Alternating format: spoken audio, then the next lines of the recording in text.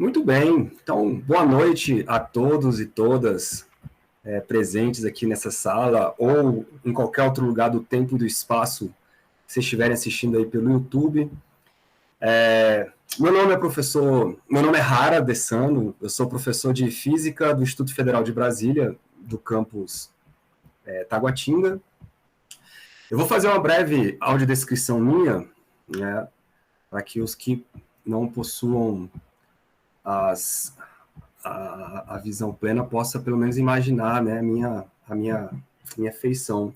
Eu sou cabeludo, cabelo encaracolado, cacheado, seco, barba grande, sou castanho pardo, né?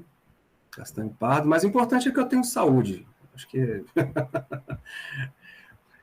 Enfim, estamos aqui. Esse é a terceira roda de conversa, pessoal, de um evento maior, né, intitulado Ensino de Física na Educação, Ensino de Física para Deficientes Visuais, né, onde a gente se propõe aqui a debater sobre o assunto, sobre as experiências pedagógicas, né, que consideram as singularidades dos sujeitos envolvidos nessa deficiência, e que a gente possa estar sempre levando essa discussão para as outras pessoas, para que elas possam também, pelo menos, pensar no assunto, já que é complicado os institutos, assim, as instituições de formação de professores, não existe uma discussão tão ampla nesse sentido, não existe uma abordagem um pouco mais, digamos, mais produtiva mesmo, né, com relação a esse assunto. Hoje nós estamos aqui com o Igor, né, o Igor Nunes Miranda da Silva. Ele é ex-aluno do nosso campus, ele estudou física com a gente durante um tempo. Ele tem experiência na área de história, ele é formado em história, hoje é professor de história. Igor, vou deixar você se apresentar um pouquinho para a gente começar, né, a trocar nossa ideia. Seja bem-vindo, Igor. Obrigado, professor. Eu achava que Rara era sobrenome. Eu achei que... Não sei, nunca ouvi esse nome, eu não sei nem a origem desse nome. Me perdoa, professor. É normal. Me resguarda a minha ignorância aí a respeito de certos temas. Bom, meu nome é Igor. De fato, eu sou professor de História. O que mais? Eu me considero ainda aluno de Física do Instituto Federal de Brasília, porque hei de concluir essa graduação. Estou muito grato, muito feliz por ter sido convidado para participar dessa roda de conversa, de debate. E confesso a todos que até estou um pouco nervoso, porque falar depois do professor Éder e depois da professora, que agora me fugiu o nome dela. Girlane? Se alguém quiser, eu acho que sim. Se alguém puder aí ajudar, acho que era esse o nome dela, né? E é isso, estou muito contente aqui, espero que seja um espaço de reflexão, né? No qual nós, enquanto grupos, possamos aprender melhor sobre esses temas. Legal. Igor, você tinha me pedido mais cedo, você quer que eu passe o vídeo agora? Para Por favor. introduzir? Então tá bom. Pessoal, então eu vou passar um vídeo, né, a pedido do Igor para vocês acompanharem. Vou só compartilhar minha guia aqui. Eu acho que precisa de uma introdução breve, assim, é uma poesia de um escritor argentino, né, chamado Jorge Luis Borges. Ele ficou cego, assim, depois da velhice, né, se eu não me engano, por volta dos 60 anos. Legal. Eu vou passar, vocês me digam se vocês estão ouvindo ou não, porque às vezes esse compartilhamento do YouTube, às vezes dá problema, às vezes não. Então, vamos lá. A velhice, tal é o nome que os outros lhe dão. Pode ser o tempo de nossa felicidade. O animal morreu, ou quase morreu. Restam o homem e sua alma. Vivo entre formas luminosas e vagas, que não são ainda a escuridão. Buenos Aires, que antes se espalhava em subúrbios em direção à planície incessante, voltou a ser La Recoleta, o Retiro, as imprecisas ruas do Once e as precárias casas velhas, que ainda chamamos o Sul. Sempre em minha vida foram demasiadas as coisas. Demócrito de Abdera arrancou os próprios olhos para pensar. O tempo foi meu Demócrito. Esta penumbra é lenta e não dói. Flui por um manso declive e se parece à eternidade. Meus amigos não têm rosto. As mulheres são aquilo que foram há tantos anos. As esquinas podem ser outras. Não há letras nas páginas dos livros. Tudo isso deveria atemorizar-me, mas é um deleite, um retorno. Das gerações dos textos que há na Terra, só terei lido uns poucos, os que continuo lendo na memória, lendo e transformando. Do sul, do leste, do oeste, do norte, convergem os caminhos que me trouxeram a meu secreto centro. Esses caminhos foram ecos e passos, mulheres, homens, agonias, ressurreições, dias e noites, entre sonhos e sonhos, cada ínfimo instante do ontem e dos ontens do mundo, a firme espada do dinamarquês e a lua do persa, os atos dos mortos, o compartilhado amor, as palavras, Emerson e a neve e tantas coisas. Agora posso esquecê-las. Chego a meu centro, a minha álgebra e minha chave, a meu espelho. Breve saberei quem sou.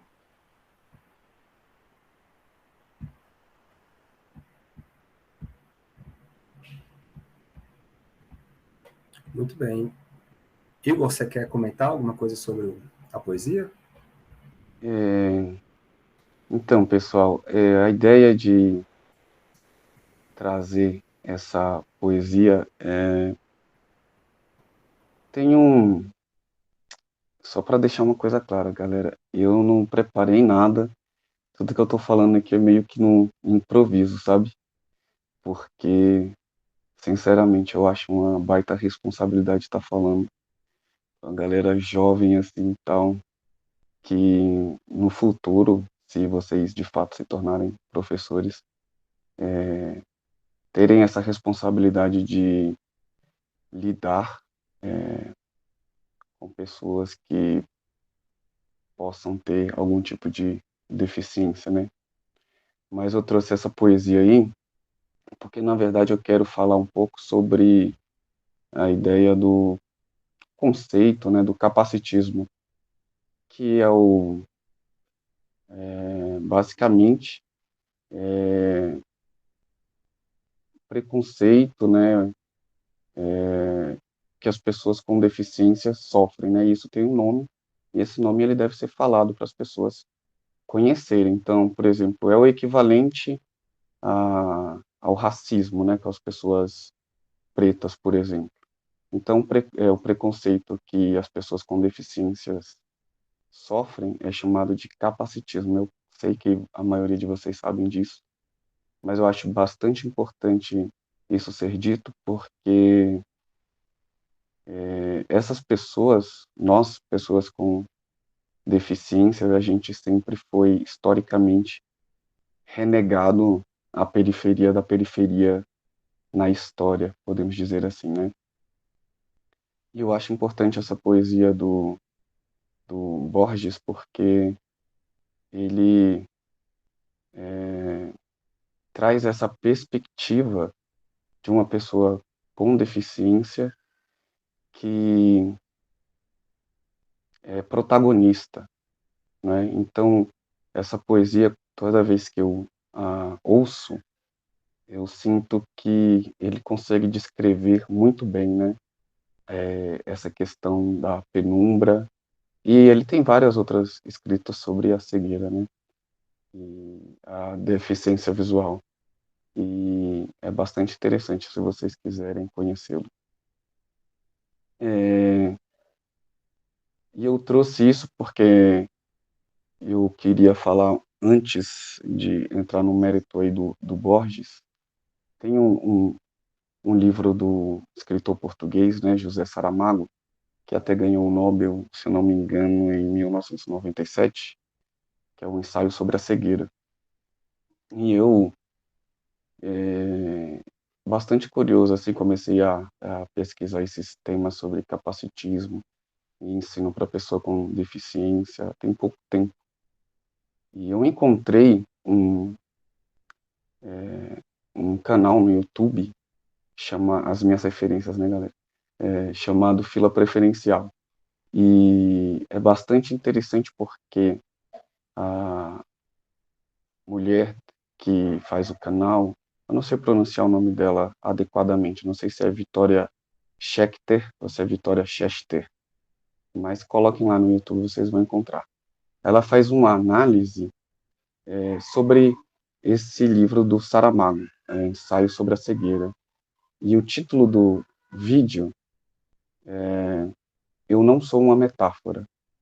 E ela faz uma crítica interessante como as pessoas que possuem uma deficiência visual, elas são utilizadas historicamente assim como metáfora, sabe? Desde os gregos, romanos, antigos lá, até passando pela Revolução Francesa, né? A ideia do iluminismo.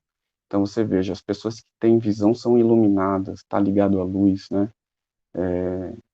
Quando você se refere se refere a alguém que tenha uma percepção maior de negócios, né? Você diz esse homem é um homem de visão. Então percebam como historicamente essa questão da pessoa que não enxerga, ela um, reverbera na nossa fala, né? Por exemplo, você quer dizer que quando a pessoa não entende alguma coisa, você não enxerga, você não está vendo, você é cego, sabe? Então, geralmente, na linguagem, a gente atribui o não enxergar à ignorância, à burrice, e a visão a coisas positivas, né? E esse livro do Saramago, não sei se vocês já leram, é um livro muito denso, assim, pesado, né? Quem já leu aí sabe que a história conta é uma distopia, né? Onde as pessoas têm uma doença, mais ou menos, que as deixam cegas. E então você vai percebendo na obra do Saramago o que as pessoas são capazes de fazer para manter-se vivas, né? Só que é uma imensa alegoria para falar da contemporaneidade, de como nós estamos, a sociedade, nós enquanto sociedade, estamos presos, né, nosso próprio umbigo, que a gente não olha para o outro, que a gente não exerce a compaixão, que a gente não deseja superar barreiras atitudinais, né? E, e nessa obra do Saramago, eu vou contar o final, né? Basicamente, essas pessoas estão presas em um hospício, onde é, acham que foram as primeiras a pegar essa doença, né? Porque é uma doença que afeta a visão. Então, tem lá o oftalmologista. O oftalmologista, por ser oftalmologista, pegou a doença, então ele fica cego. E, enfim, acontece várias coisas durante o livro, claro, e basicamente quando a mulher do oftalmologista sai do hospício, é assim que o Saramago chama os personagens, né? Eles não têm nome. Então é o oftalmologista, o cego da contabilidade, se eu não me engano.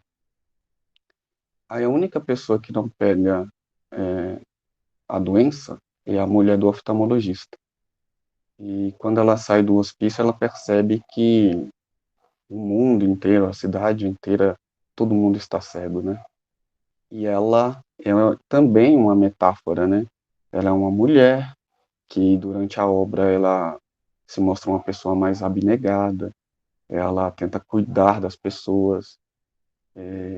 Então a crítica que é feita por essa dona desse canal no YouTube, ela fala: por que não tratar as pessoas, não, por que a protagonista, a personagem protagonista não ser uma pessoa cega? Existem pessoas cegas no mundo real. Por que a deficiência visual ela tem que ser tratada como metáfora? Porque isso não serve para a pessoa com deficiência. Serve para a pessoa que não tem nenhuma deficiência. Entende? Não sei se eu estou sendo claro nessa explicação, mas é como se o Saramago ele não está escrevendo a partir da perspectiva de uma pessoa com deficiência. Ele está usando uma deficiência para mostrar um ponto para as pessoas que não possuem deficiência. E isso é uma espécie de capacitismo, né? Aí eu chego ao ponto de ter trazido essa obra aí, essa poesia do Borges, porque, diferentemente do Saramago, ele traz a perspectiva de uma pessoa com deficiência, que é protagonista, o seu eu lírico, né, vamos dizer assim, é a protagonista da poesia. Então, se vocês repararem bem na poesia, ele fala, né, por exemplo, que não enxerga mais as letras do livro, não consegue mais ler, né, que a penumbra, ele cita essas versos, né, na poesia. Então, acho essa mudança de perspectiva, eu acho bastante importante para nós, enquanto professores, né, tratar as pessoas, tentar perceber as pessoas com deficiência através da perspectiva daquela pessoa, fazer com que ela se sinta protagonista. Não sei se eu estou me alongando muito aí, professor. Se quiser interromper também, galera, sintam-se à vontade aí. E eu preciso saber que vocês estão aí também, beleza? Sim, Porque estamos senão... todos aqui, Igor. beleza. Igor, essa palavra capacitismo, ela é uma palavra razoavelmente nova, né? Acho que a partir dos anos 2000 que começou-se a usar esse termo, não foi? Eu estou enganado?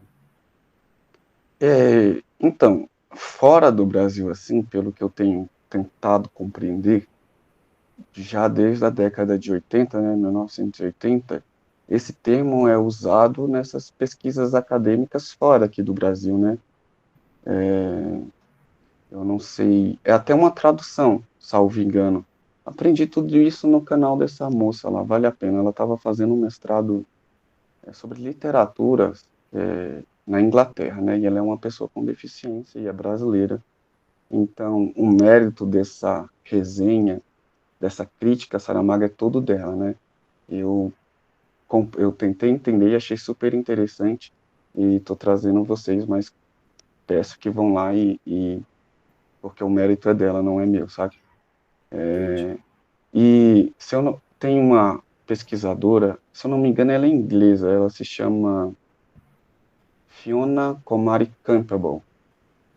Perdoem a pronúncia aí, eu não manjo muito do inglês. E ela já vem falando sobre isso, se eu não me engano, desde 1980. Então é uma tradução, né, capacitismo, do inglês, se eu não me engano, ableism, alguma coisa assim, né? E eu imagino que fica claro, Igor, e posso estar enganado, se alguém puder me corrigir, O capacitismo, ele é tão enraizado na cultura, tanto nossa do Brasil, eu falo mais pela gente, né? Quanto, por exemplo, o próprio machismo, assim, o próprio preconceito de raça, né? As pessoas às vezes falam, às vezes pensam e não conseguem se dar conta que estão sendo preconceituosas, estão cometendo algum tipo de, sabe, de se colocar numa posição superior. Eu imagino, quer ver uma coisa bem simples, eu imagino. Quando alguém fala assim, pô, essa pessoa tem deficiência, ela é uma guerreira, né, por Sim, estar aqui e tal. Eu imagino que isso é uma forma de se colocar também num... Por que você não é... Ela é mais guerreira do que você, né? Enfim, é uma situação que às vezes a pessoa está querendo elogiar, mas ao mesmo exato, tempo ela tá sendo preconceituosa sem nem saber, tanto que é estrutural a coisa, né? exato. É isso, né? Eu acho que de uma perspectiva histórica, assim, eu imagino que tudo, todos esses tipos de preconceito, racismo, machismo, capacitismo, todos esses ismos, vêm, infelizmente, da fundação do mundo ocidental, né? Quando a gente olha em perspectiva, assim, para aquilo que fundou o mundo ocidental, a Grécia, a Roma antiga,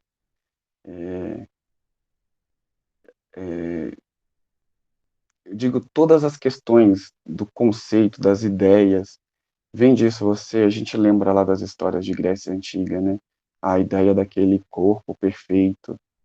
Então, o corpo perfeito do mundo ocidental é o corpo branco, é o corpo sem nenhuma deficiência física ou sensorial, né? Então, eu acho que todos esses ismos aí vêm dessa fundação aí do mundo ocidental, né? Ainda mais dessa perspectiva eurocêntrica, né? Mas só para tentar deixar mais claro, professor, aí para quem está ouvindo talvez pela primeira vez esse termo, exemplos de capacitismo é tudo isso aí que o professor falou, né? Por exemplo, você ah, você achar que a pessoa, vou tentar aqui entrar num tema talvez mais, você achar que a pessoa com deficiência, por exemplo, ela é assexuada, né? Que ela não pode ter algum tipo de relacionamento ou que ela não tem uma vida sexual ativa. Exemplo de capacitismo, você achar que uma pessoa com deficiência só pode se relacionar com outra pessoa com deficiência. Exemplo de capacitismo, estrutura física, eu digo, é você morar num prédio que o síndico não faz o menor esforço para tornar aquilo acessível. Exemplo de capacitismo, você chegar num médico acompanhado e as pessoas sempre, o médico, sempre pressupor que você é a pessoa que vai estar na consulta, que você não é acompanhante. Exemplo de capacitismo, você ser negado um emprego a você por você ter uma deficiência. E tipo, galera, isso parece, nossa, será que acontece tudo isso mesmo, todos os dias? Todos os dias eu passo por isso, falando da minha perspectiva, né, individual. Todo dia eu passo por isso, né? Por exemplo, eu gosto de ir à academia, vou todos os dias. E sempre aparece uma pessoa disposta a me ajudar. Só que um dia desses, recentemente, a pessoa parou do meu lado. Bom, falou para mim: vou fazer a caridade do dia. Aí eu fiquei pensando: bom, eu não sou a caridade de ninguém, né? Eu não quero que as pessoas façam caridade para mim, porque eu sou muito capaz de atravessar a rua e dar um jeito, sabe? Então, isso é um exemplo de capacitismo.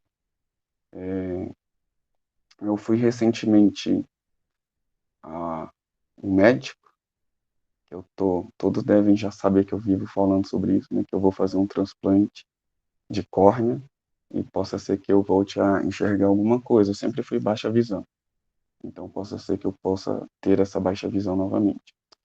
E na hora de passar com a anestesista, ela olhou o meu convênio, que é um convênio do GDF, né? Porque eu sou professor da secretaria, substituto, e ela pressupôs que o convênio era da minha mãe, porque minha mãe estava me acompanhando, porque o cego não pode ter um convênio bacana, sabe?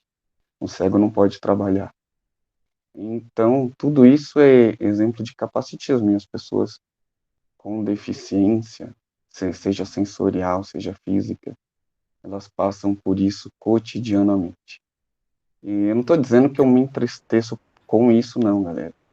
Eu tô dizendo que a gente, enquanto professores, enquanto pessoas jovens, devemos ser ativos. E se você, por acaso, um dia ver alguém passando por isso, se posicione, não se cale, sabe?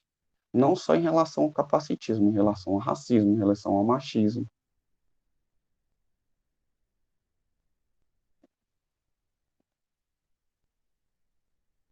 É Interessante, isso. Igor. Muito interessante. E às vezes as pessoas nem acham que estão fazendo algo bom e na verdade não. Bom, o Matheus levantou a mão. Eu vou abrir a pergunta para ele e depois eu queria também fazer uma pergunta para você, porque queria aproveitar, cara, que já que você tem aí uma experiência como aluno, principalmente do curso de física, né? E hoje como professor também de história, mas vou segurar minha pergunta para não mudar tanto de assunto, mas eu vou abrir aqui para o Matheus. Matheus, por favor, fique à vontade.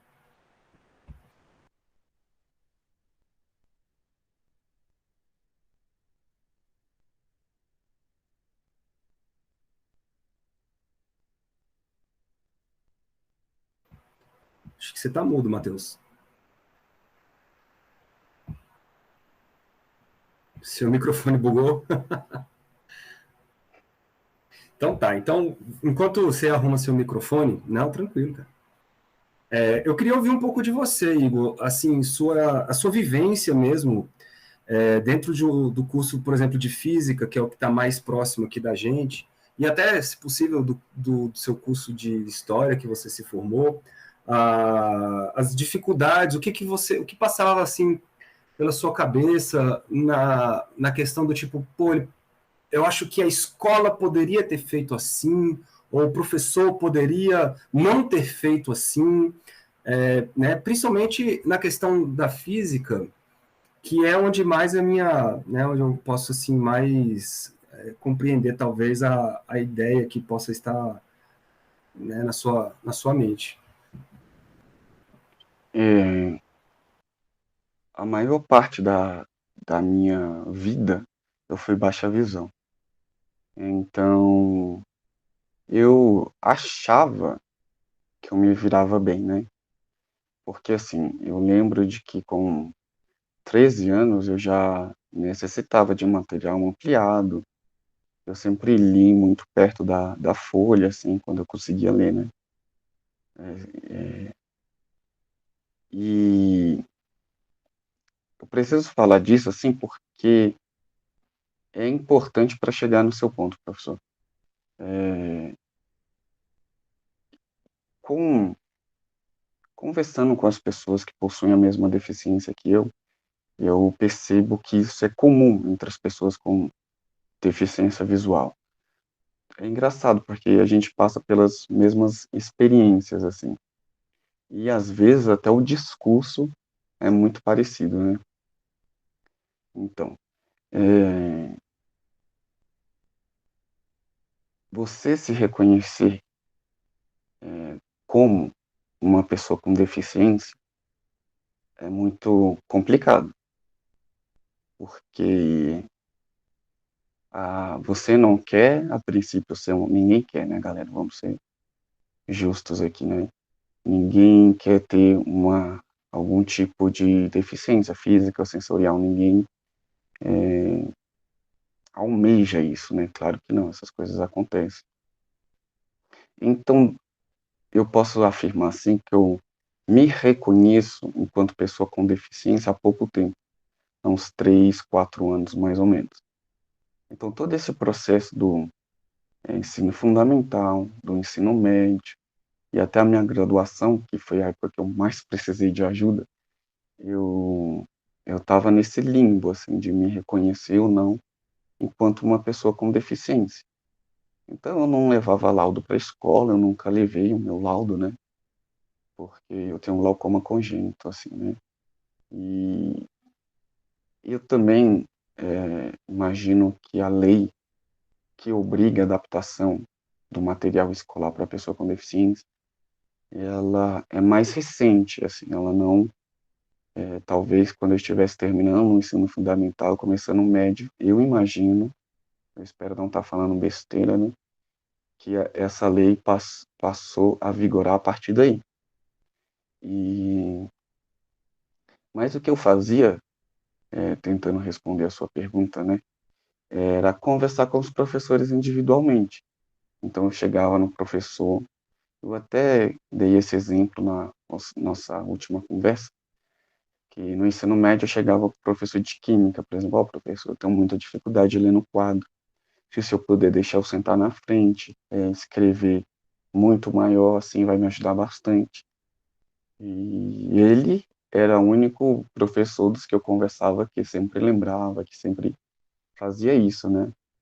Ele é uma professora de filosofia que às vezes adaptava o material para mim. Então, eu sempre tentei me virar sozinho, porque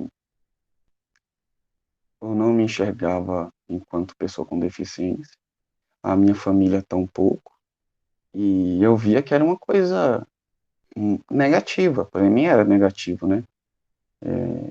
Criança, imagina, você deixar de jogar futebol, deixar de jogar basquete, porque não deixar de jogar, estou dizendo assim, ter toda aquela aptidão de eu jogo futebol ainda, galera. Eu não tô dizendo que essa perda gradual da visão me impossibilitava ter o mesmo desempenho que eu tinha jogando com as pessoas que não possuíam nenhuma deficiência, sabe? É disso que eu tô falando. Então eu tentava me virar desse jeito, conversando com os professores. De termos práticos, o que sempre me ajudou foi isso, a ampliação do material, escrever de forma legível e bem grande no quadro, assim, eu sempre sentava nas primeiras fileiras. Isso sempre me ajudou, e eu acho que, como eu havia dito na nossa última conversa, o mais importante foi essa barreira atitudinal, né? Esse professor de química lá, ele conseguiu, né, perceber a minha dificuldade e me ajudar até certo ponto, sabe?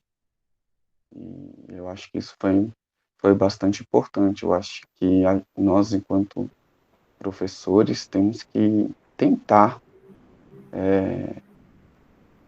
exercitar essa percepção assim das dificuldades dos alunos. É muito difícil, é muito complicado.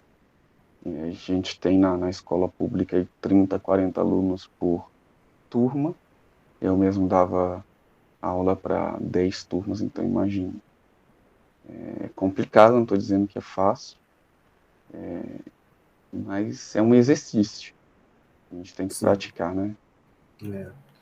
E isso é interessante porque eu tenho para mim, cara, que o professor, ser professor, de uma determinado ponto de vista, é também saber se colocar na perspectiva da pessoa que está te ouvindo, né? Então, se você não consegue, cara, você tem aí uma grande barreira para chegar até os seus alunos, e ainda mais se for um aluno com algum tipo de deficiência, como você falou, com deficiência ou sensorial ou física. E como professor, ô Igor, como professor de história, assim, quais são as sua vivência, assim, sua experiência, dificuldades, facilidades que você tem nessa sua carreira? É complicado, viu? Porque parece que os professores na secretaria são mais difíceis que os alunos. Sou sincero, galera, foi mal aí. Mas eu não duvido, eu sei do que você está falando. Mas eu sempre tive muitos empecilhos, assim. Quando eu tento, parte do meu exercício enquanto professor, eu ainda era baixa visão, assim, já estava bem pior, né? Mas eu ainda, por exemplo, me locomovia sem bengala, até certo, há 2 anos atrás, mais ou menos. Eu ainda me locomovia sem bengala, né? E a pessoa com baixa visão, ela tem que cotidianamente convencer os outros de que tem uma dificuldade, sabe? Porque a pessoa te vê andando ali até com certa mobilidade, acha, a pessoa não tem deficiência. Estou dizendo isso porque toda vez que eu pedi algum tipo de auxílio dentro da escola, as pessoas não levavam a sério. Eu sentia que elas não levavam a sério. Isso enquanto baixa visão, né? E, então, assim, eu nunca tive nenhum apoio da direção. E, para ser bem sincero, eu também era muito passivo, assim. Esse processo de... É porque mexe muito com nossa autoestima. É necessário a gente falar disso. Eu não estou colocando aqui, não estou me vitimizando, entendam bem. Porque a pessoa com deficiência, ela... Imagina você crescer, as pessoas já te acham diferente, né? Porque no meu caso, quem nasce com glaucoma congênito, né, que é o meu caso, a gente tem as órbitas do olho maiores assim. Então eu ouvia desde pequeno, né, que o meu olho era estranho, que tinham apelidos, óbvio, né, cego, morcego, e, e tinha um que os meus colegas me chamam até hoje Biló. Mas isso daí eu confesso que eu gostava, porque me sentia incluído nesse último apelido aí, né? De certa maneira. Então a gente vai meio que se isolando, e a nossa autoestima vai se deteriorando assim com o tempo, né? E você tem que passar por todo esse processo da perda da visão e tal. Tô falando isso porque isso é bastante importante a gente entender que essas pessoas vão reagir de maneiras diferentes, né?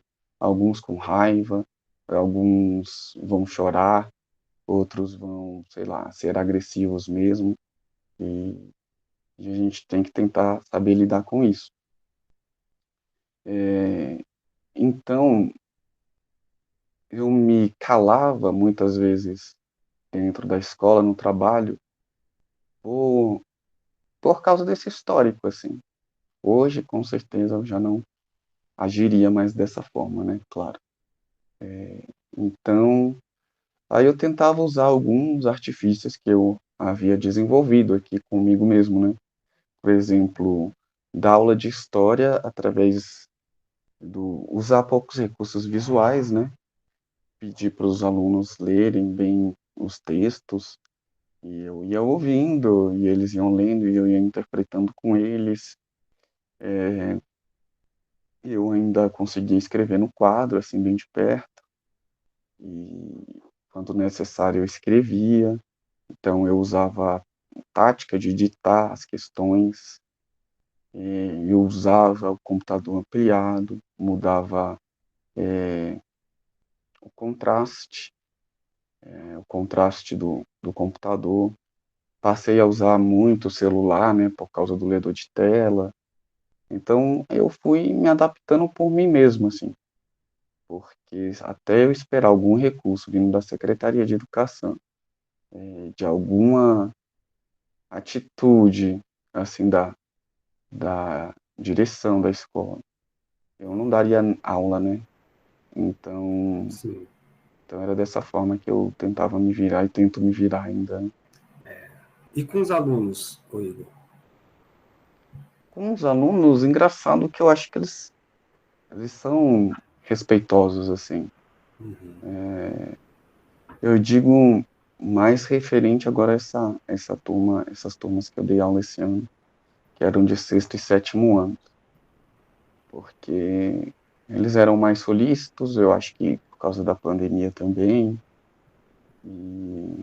mas sempre rolava, né, quando eu dei aula para aceleração, por exemplo, meu Deus, foi tenso, mas sempre rolava aquelas piadinhas, mas eu já deixava para lá e eu tentava ser o melhor possível, né, o melhor professor possível que eu poderia ser para aqueles alunos. Porque Legal. assim, em algum momento eles não iam lembrar da deficiência e iam ficar prestando atenção no conteúdo ou na retórica, sabe? Legal. Igor, temos duas perguntas aqui no chat. Uma é do Pedro Paulo. Ele diz assim: Olá, Igor, tudo bem? Saber sua opinião e suas experiências sobre a adaptação de materiais inclusivos, como textos em braille, imagens com relevo e etc., que possam ajudar na didática do entendimento de algum conceito mais abstrato dentro das áreas das ciências, como física e matemática. É o Pedro Paulo que fez essa pergunta. E aí, Pedro, tranquilo? Então, galera, eu, eu acho que isso seria super interessante, assim. Mas a minha experiência, enquanto professor, eu também nunca tive um aluno com deficiência visual. E eu fiz parte, né, fui aluno, melhor dizendo, daquela escola que tem ali na L2, né, o CDV, que é para as pessoas com deficiência visual. E aconselho a todos que estão fazendo essa pesquisa e ir lá conversar com os professores, sabe? Se eu não me engano, eles agora não dá, que já é o final do ano, claro. Mas lá eles têm vários materiais e quando eu fiquei sabendo desse projeto aqui pela professora Fernanda, eu fui atrás dos meus colegas que também são pessoas com deficiência visual e assim, porque eu queria também ouvir o relato deles, né? A maioria esmagadora, assim, eles deixavam o ensino de matemática e de física, de química para lá, porque eles não sabiam, não conseguiam entender, porque de fato são coisas muito abstratas. Mas eu imagino que tudo é prática, assim, né? Então, com certeza, esse tipo de adaptação de material aí vai ser bastante importante e talvez a gente possa estender esse projeto aí para as pessoas que estão lá no CDV. Não sei, foi uma ideia que me ocorreu agora. Não sei se vocês já entraram em contato com essa Legal. escola lá. Fica aí a sugestão. A gente ainda não conversou sobre isso. Eu imagino que a Fernanda, a professora Verusca, talvez possam já ter ido lá e eu não estou sabendo, mas a gente ainda não chegou a conversar sobre isso, não. Uma boa. Tá anotado. É uma dúvida minha, tá, Igor? Esses materiais em braille, existe material em braille para equações matemáticas? Realmente é minha ignorância, não sei. Eu também desconheço, também estou na aprendizagem aí, professor. Mas tem aquele. Eu fui pesquisar depois da palestra do professor Éder, né, que é aquele professor com doutorado em física, lá da Universidade em São Paulo, né, e ele fala lá do látex, né, eu acho que a tecnologia vem muito mais para auxiliar, né, porque, poxa, para mim seria muito legal eu conseguir aprender, eu não sei o látex, né, Porque eu já tô bem adaptado a essas tecnologias, né? E, por Certo. exemplo, o livro de física, quando a gente coloca aqui no ledor, ele não lê, de fato, as equações. Mas se tiver escrito em látex, aí vai facilitar bastante a nossa vida, né? E com Hum, essas perguntas que vocês fazem, eu também as fiz para os meus colegas com deficiência visual. Então, são coisas bem práticas, assim, que é quase que intuitivo, né? Por exemplo, é, a questão da gravura, né? Do alto relevo, de você sentir mesmo os números, né? Aqui, tinha lá um número 4. Aí a pessoa pegava o número 4 com a mão, o sinal de adição, sentia o sinal de adição, né, de soma com a mão. Então essas coisas, elas são mais simples e bem intuitivas, assim, né? legal. Temos mais uma pergunta aqui da professora Alessandra. Ela diz o seguinte: gostaria de ouvir do Igor sobre como ele vê os sistemas de cotas com relação ao capacitismo. Ainda há muito preconceito e pessoas contrárias às cotas. Gostaria da opinião dele sobre esse assunto. Nossa, professora Alessandra, muito obrigado. Porque, mano do céu, eu não sou um estudioso, assim, da questão das cotas para concurso público, para universidades. Eu não sei como que isso é feito. Então, a minha perspectiva, que foi o que a professora pediu, de leigo num assunto, mas uma pessoa que com deficiência, eu imagino não, tenho uma certeza que se não fosse as cotas para as pessoas PCD, né, a desigualdade social ela estaria muito maior, né? Porque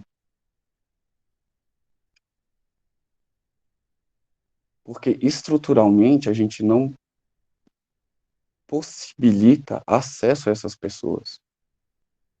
A sociedade, enquanto um todo, assim, enxerga a pessoa com deficiência como coitada, né? Pessoa com deficiência ela não é nem humana. Por isso que esse termo pessoa com deficiência é bastante importante, ele tem que ser dito e redito, né? Porque antes da pessoa, ela não é a deficiência, ela é uma pessoa que tem uma característica que é uma deficiência, seja ela lá qual for, né? E só que eu tenho, apesar de achar que tem coisas positivas no acesso aí da cota para PCD, tem coisas que devem ser melhoradas, né? Eu imagino assim, eu corro, né? Eu participei dos Jogos Universitários e tal, Paralímpicos. E nas categorias, né, é assim, por exemplo, para a pessoa com deficiência visual, que é o que eu sei melhor. Tem três. Oh, meu Deus. Pessoal, se vocês estiverem me ouvindo, é que estão me ligando aqui, eu só vou recusar a ligação. A gente está te ouvindo. Pronto, recusei. Nas Olimpíadas, de uma forma geral, né, nos Jogos Paralímpicos, você tem categorias. Por exemplo, as pessoas com deficiência visual. Tem a categoria, no atletismo, tem T11, T12, T13, né? T11 é a categoria que eu corro, é a pessoa com não enxerga, né?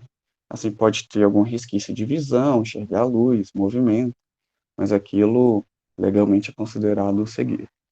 Aí tem a categoria T12, que a pessoa pode ter baixa visão, mas ela ainda pode correr com guia.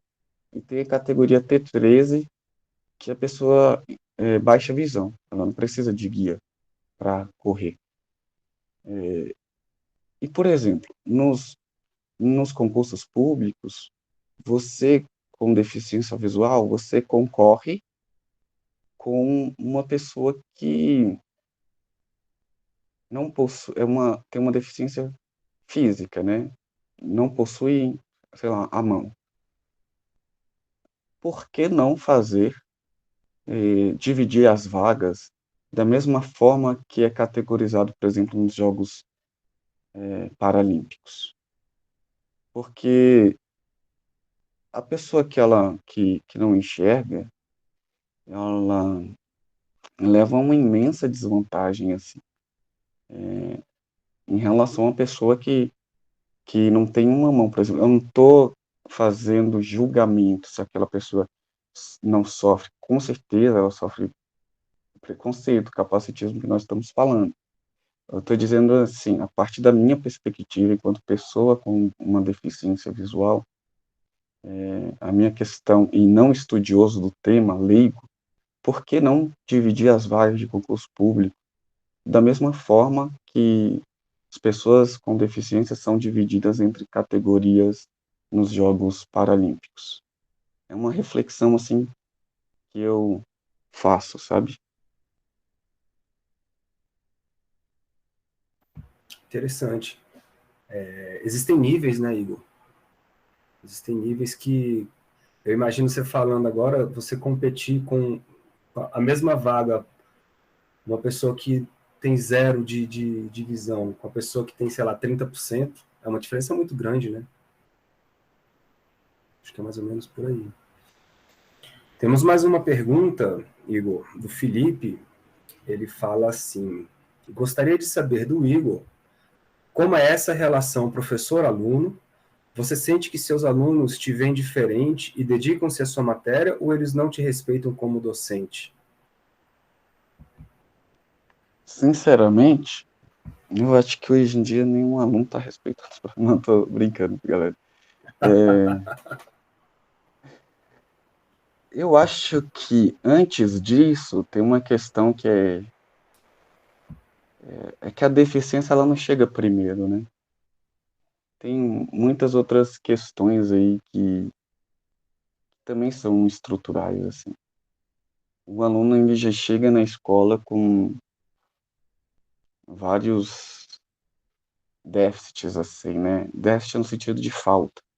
Então, falta às vezes de uma família estruturada, falta de saneamento básico, falta de saúde.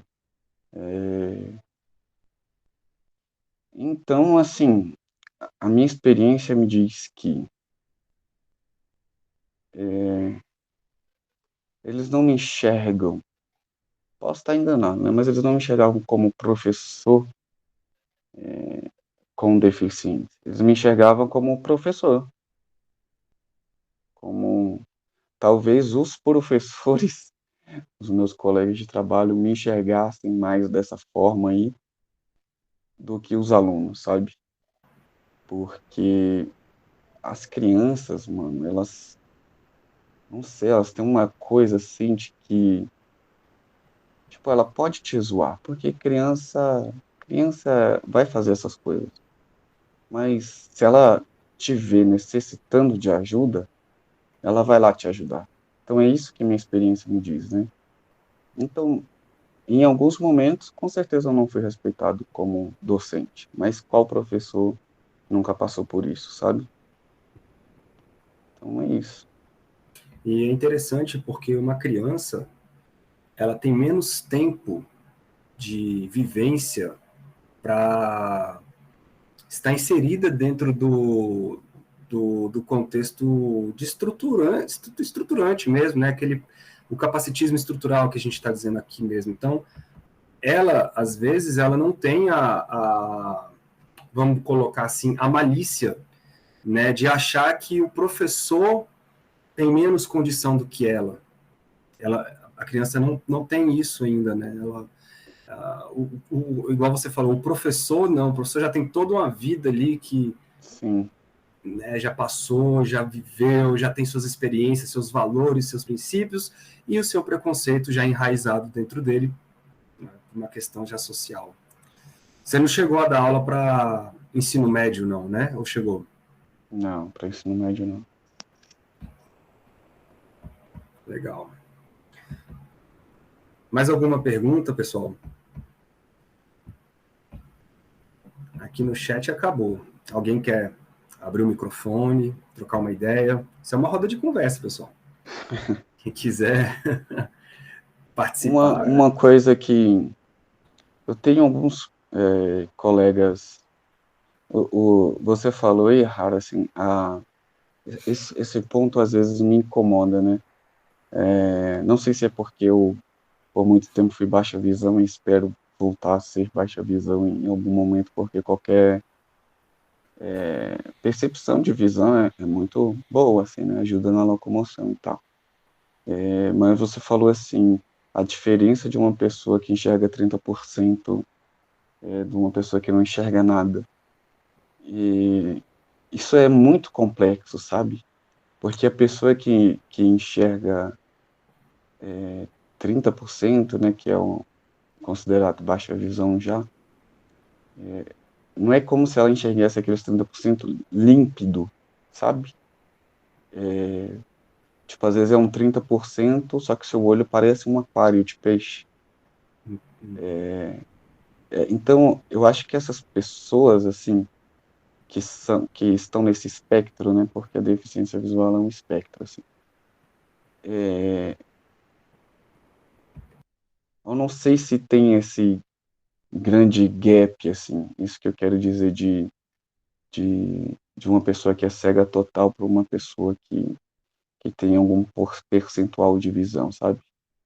Porque esse percentual aí de 30%, às vezes não permite a pessoa se socializar da mesma forma que uma pessoa que não tem visão nenhuma, sabe? Porque é aquilo, o preconceito, né, a ignorância, ela também está aí. Então, essas pessoas, elas têm que constantemente mostrarem que tem algum tipo de deficiência, isso acaba isolando as pessoas, sabe? Isso e eu digo porque eu tenho as duas experiências, né? E eu percebo que eu me tornei uma pessoa muito mais sociável depois que legalmente passei a ser considerado cego, sabe? Entendi. É engraçado isso, parece que vai na contramão, né, do nosso pensamento, mas é o que aconteceu comigo, assim, né? Interessante. Interessante. Mas o meu comentário ele foi mais no sentido da questão da vaga de concurso, que era aquela que a gente estava comentando, né? E eu acho que, pelo que você falou, me parece uma questão de enquanto você está entre um e outro, você tende psicologicamente a querer estar mais para o outro lado, né? E aí acaba se tornando, ficando mais na posição defensiva do que quando você, por exemplo, passa para o estado que você falou de nenhuma visão, e que você realmente não se vê mais lá, né? No outro aí você fala, Sim. não, eu sou assim e agora eu vou assumir essa condição. Interessante, Igor. Você estudou em escola aqui no DF mesmo, foi? No ensino médio? Sim, sim. Estudei aqui onde moro, né, no Bandeirante. A vida inteira. Legal. Mas que assim, que essa fala não chegue até esses professores, não, tô brincando. Que chegue a eles também, que eles percebam que nunca é tarde para melhorar, assim, né, a docência. Cara, e eu vou te falar, eu fiquei 9 anos dentro da Secretaria de Educação, e assim, não porque é professor da Secretaria de Educação, mas o profissional em si, como professor, ele, depois de um determinado tempo, se ele não souber lidar com algumas questões de sala de aula, ele pode se tornar, sim, uma pessoa mais amarga, porque, cara, não é fácil, né? Igual você falou, Não quem é? é professor que nunca foi desrespeitado? Então, Sim, isso com o tempo vai deixando, assim, algumas pessoas já meio cascudas, meio, né, mesmo. E, às vezes, não tem mais paciência nem com o colega do lado, às vezes já tem ali um preconceito tão grande que não tem paciência de tentar se colocar nem no lugar do colega de carreira, sim, seja ele com deficiência visual, seja uma mulher, sabe? Seja um gay, sabe? Qualquer situação que seja, a pessoa, naquele quadradinho dela, ela não quer se dar ao trabalho de sair daquele lugar, porque, às vezes, porque já saiu, já tomou também tanta porrada que não quer mais sair. Sim. Eu fico imaginando, assim, que a escola, ela é um microcosmo, né, da nossa sociedade, assim. Então, os professores, eles são representantes de todo essa carga cultural, social que está envolta ali. Claro, a escola, ela faz parte da sociedade, assim, né? Mas, sabe, Rara, eu tenho feito uma reflexão recentemente, assim, por ter estado na secretaria, trabalhar como professor, que eu percebo, nós, de fato, as condições são bem difíceis, a gente tem muito aluno por sala, de fato, a gente tem, não dá para dar a atenção que essas pessoas merecem, né? Merecem enquanto pessoas e merecem enquanto direito, né? Constitucionalmente, assim, enquanto direito, eles merecem uma educação de qualidade. Eu percebo que é muito difícil psicologicamente para o professor, mas a reflexão que eu tenho feito assim é que isso não exime eles das responsabilidades, sabe? Porque eu vejo muita reclamação dos professores e não vejo essa movimentação assim de sair do conforto, sabe? Sair ali da zona de conforto. Então, sempre é reclamação, a gente não tem aumento, as salas estão muito cheias, mas nenhuma movimentação no sentido. Estou generalizando, galera. Claro que há professores e que há projetos e que há escolas. Estou falando de maneira geral, né? Entendi. E, deixa eu...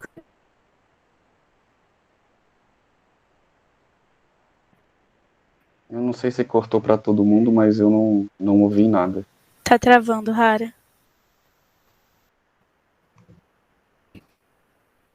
Vamos esperar um pouquinho, que parece que travou a internet do Rara só um instante, viu, Igor? Galera, vocês estão acordados aí? Aí, Estamos voltou, aqui. Rara, voltou.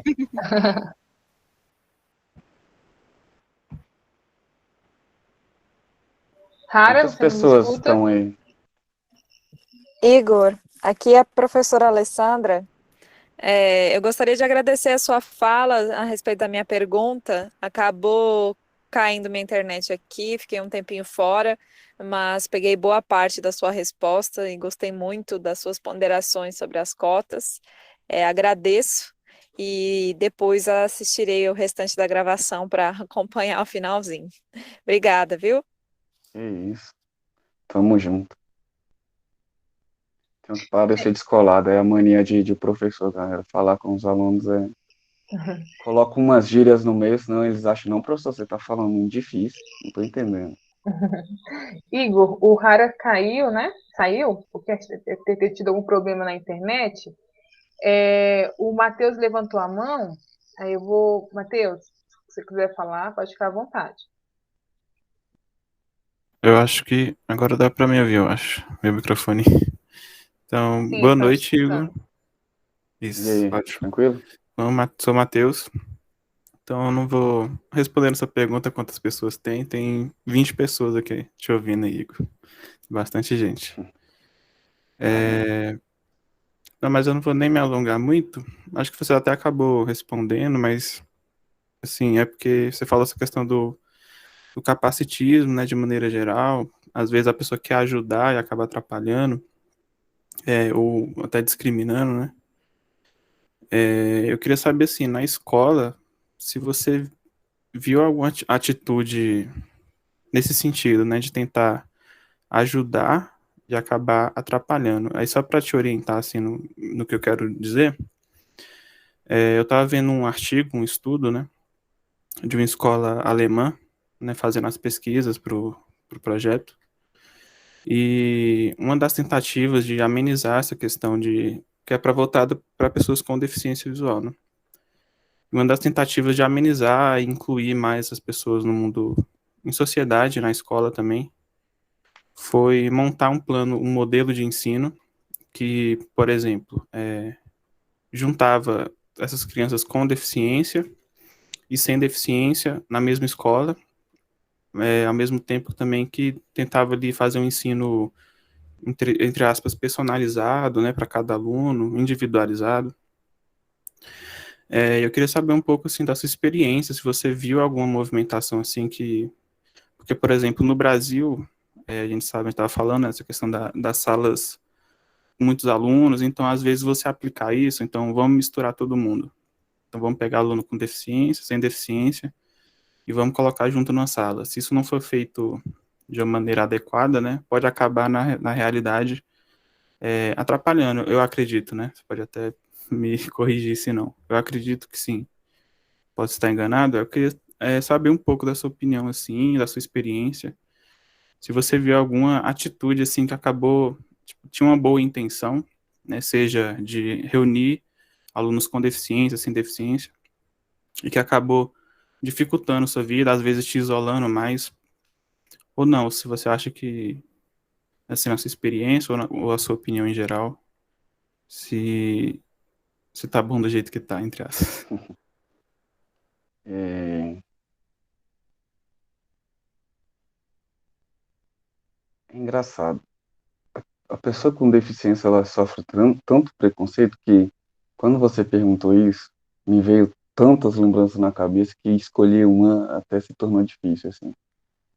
Mas, só para deixar uma coisa clara, não que isso me afete, assim, diretamente, que eu vou me paralisar por causa desse preconceito, sabe? Mas eu percebo, assim, quanto ainda a gente tem que avançar. Aí, tentando responder a sua pergunta, Matheus, eu estava nessa escola que eu trabalhei esse ano. é, uma das professoras chegou para mim e falou: Nossa, Igor, você é um exemplo. Essas foram as palavras dela, né? Eu uso você como exemplo na sala de aula. Aquilo, vindo de uma professora, me soou tão capacitista, né? Me soou tão preconceituoso que eu fiquei assim, sem reação. E sabe quando você tá tão cansado de bater na mesma tecla há algum tempo? Eu só pensei assim, mano, não vale a pena. Mas óbvio que eu devia ter tentado explicar e tal, porque é aquilo que o Hara colocou muito bem no comecinho, né? A pessoa, no intuito de elogiar, acaba discriminando, né? Então, isso aconteceu algumas vezes comigo, assim. E isso, isso é surreal, né? Porque eu não sou exemplo para ninguém. A pessoa com deficiência, de forma geral, ela não é exemplo para ninguém. Midiaticamente, isso sempre ocorre, né? Ainda mais sempre nesses programas que exploram as pessoas, né? Exploram a situação social da pessoa também. Sempre ou colocam uma pessoa com deficiência como super-herói ou como coitado, só que essas pessoas elas só estão tentando viver a vida delas, sabe?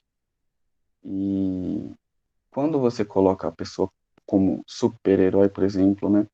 Esse super aí tá dizendo, né? Super, não é humano. Então você também está desumanizando a pessoa com deficiência. Ou quando você também a trata como coitada, você também não está tratando ela como pessoa. E a retórica dessas, desses discursos, dessas argumentações dessa professora, por exemplo, desses programas de TVs aí que passa na mídia, no jornal, desumanizando a pessoa com deficiência, né? E tratando a pessoa com deficiência como se ela superasse a deficiência. A gente não supera a deficiência, mano. A gente aprende a viver com ela. A gente se supera nos estudos, a gente se supera no relacionamento, a gente se supera no esporte, mas não uma deficiência. Hoje eu vou dormir e vou acordar sem enxergar de novo. O que que eu superei? Nada, mas isso me faz diferente de vocês. Se observar bem aí, todo mundo tem algum tipo de dificuldade. Alguém pode ter, sei lá, ansiedade, algum tipo de, ou alguma outra deficiência que não seja sensorial, várias outras dificuldades, né?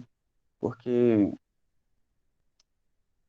então, essa é a tentativa minha de responder essa primeira parte da sua pergunta. E dentro da escola, tentando responder a segunda, eu já vi em uma escola que eu trabalhei em Sobradinho, a tentativa de incluir as pessoas com deficiência de uma forma mais aberta, não só deixar a pessoa numa sala regular lá e se vira o professor, né? Mas, por exemplo, em setembro, se eu não me engano, que é o mês da pessoa com deficiência, eu não lembro o dia agora, mas depois eu pesquiso, enfim.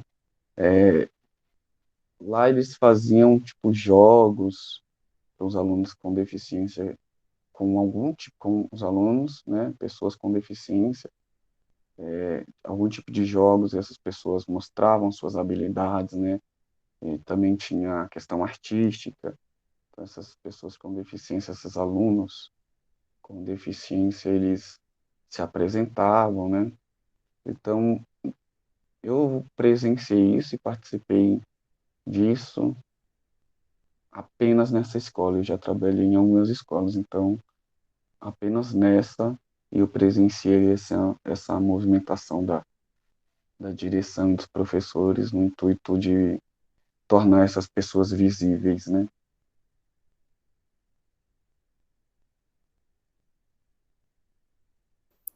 Muito obrigado, Igor. Verdade. Matheus, eu se tem alguém ainda na fila para fazer alguma pergunta. Tem? O pessoal ficou?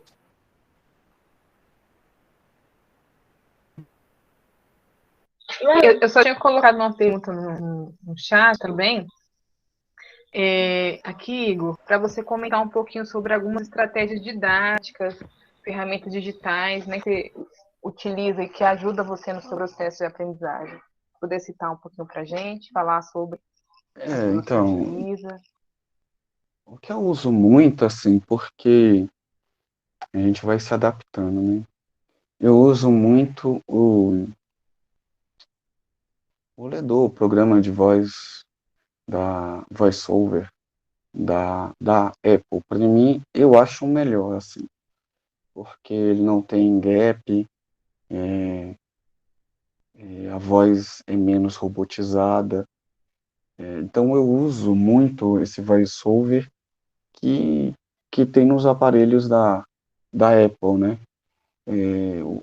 O que é um pouco inacessível para as pessoas com deficiência, porque geralmente essa questão da tecnologia é muito cara, mas é o que eu mais uso, porque me ajuda muito a mandar e-mails, a fazer parte a ler, né? A ler PDFs, quando eu estou estudando, eu uso muito para ler os PDFs, então eu uso muito isso, né? No Windows, se eu não me engano, no Windows 11 já, né? Tem o leitor de PDF também. E, se eu não me engano, tem várias línguas e não são ruins. Eu não vou lembrar agora aqui de cabeça como acessar, né? Mas, se eu não me engano, quando você abre um arquivo em PDF no Windows 11, em cima já aparece a opção do ledor. Então eu uso muito isso, a tecnologia tem ajudado muito nisso, né? Então, eu uso muito o VoiceOver e no Android tem o Talkback, que não é um aplicativo, ele já vem instalado no seu Android, né? Vocês podem testar aí, é só ir lá nas configurações e acessar, né, acessibilidade, aí você vai lá, Talkback, e você ativa o Talkback, que, se eu não me engano, foi desenvolvido pela Google, se eu não me engano, né? Mas a voz é mais robotizada, não é uma voz muito agradável de você fazer uma leitura. A gente que não enxerga, isso para mim conta muito, né? Porque chega um momento que a leitura está tão densa que você se cansa e aquela voz robotizada só piora. Dentro lá do CDV, dessa escola, lá na L2, eu imagino que vocês aí no IFB também tenham, tem um aparelho, eu esqueci o nome, meu Deus, que em relevo ele aparece escrito em braille. Nessa aqui também é muito caro. Tem aqueles computadores lupas, né? Que é uma máquina que amplia muito, não sei quantas vezes, os livros, e quem tem baixa visão ou algum resquício de visão consegue ler, consegue ver. O que eu mais uso é isso, né? E quando eu era baixa visão, eu usava muito contraste, porque assim, eu já não conseguia mais ler em livro, eu já não conseguia mais ver certas cores, assim, dependendo do contraste.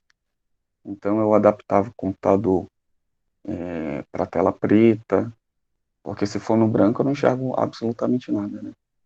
Naquela época. Aí eu usava os contrastes que nas configurações. E o Windows 11, não, o Windows 10, né? O Windows 10 você tem também, já vem o leitor de tela.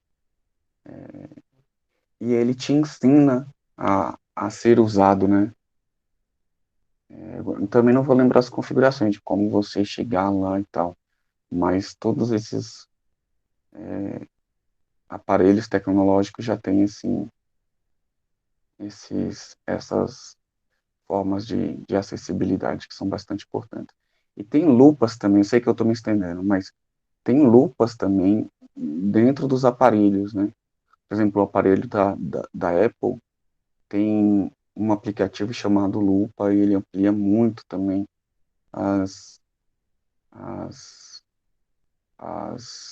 o material que você está ali lendo ou quer ver, né?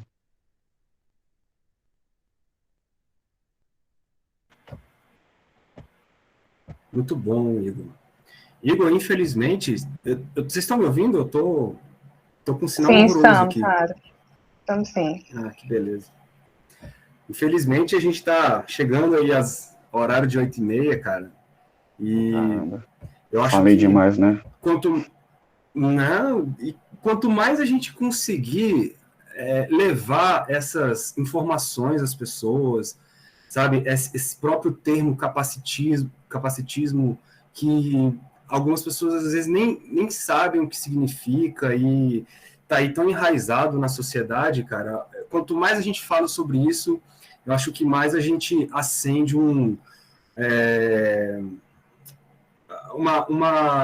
a gente liga a chave, né, cara? A gente, como sociedade, a gente começa a se colocar, né, sob uma determinada perspectiva que não é da nossa, às vezes. Enfim. Só lembrando, pessoal, que em janeiro nós teremos 2 oficinas, tá? Já que nós estamos terminando aqui, eu já vou fazer logo a propaganda. 2 oficinas, uma oficina com a professora Viviane, as duas com a professora Viviane, na verdade, né? Uma dia 10 de janeiro e a outra dia 17 de janeiro. A do dia 10, ela tem o título de Um Novo Olhar sobre a Educação Curricular, e a do dia 17, Inclusão no Mercado de Trabalho e a EPT. Certo? Então, estão todos convidados. Quem não se inscreveu, se inscreva. É uma oficina, então muita coisa será handmade ali, feito na hora com vocês.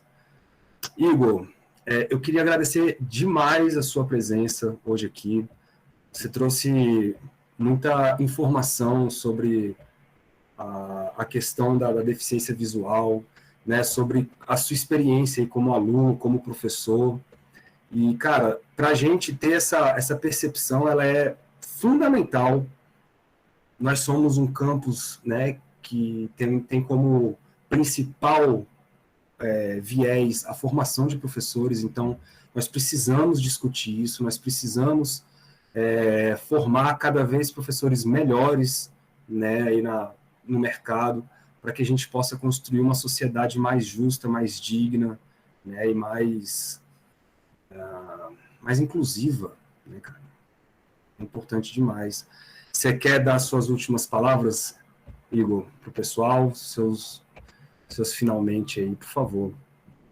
Não, eu só quero agradecer aí a oportunidade de poder falar, me expressar, porque acho bastante importante a gente falar e divulgar esses temas, assim, porque espero que um dia a nossa sociedade avance, assim, né, na quebra das barreiras atitudinais. Isso é bastante importante. Então, eu agradeço a professora Fernanda, você, Rara, professora Verusca, que eu acho que ela não está por aí, né? A todos vocês aí que fizeram perguntas, aqueles que só ficaram ouvindo, e eu espero ter preenchido de alguma forma, assim, essa segunda-feira de vocês à noite aí. Então, eu agradeço e tamo junto. Com certeza, Igor, foi revigorante te ouvir. Pessoal, boa noite a todos, a todas. Vou parar a gravação neste momento e a gente se vê em janeiro, pessoal.